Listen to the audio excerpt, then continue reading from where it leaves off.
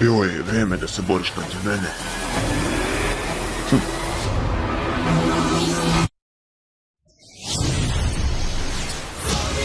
Broj napada.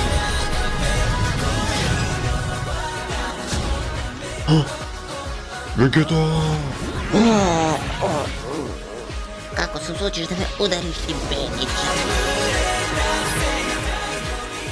Ti nisi toliko loš moja koliko vidim.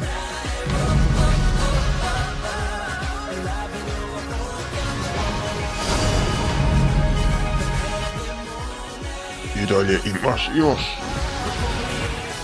Nemamo vremena da se igramo unako. Do đavola, hajdemo, Vegeta.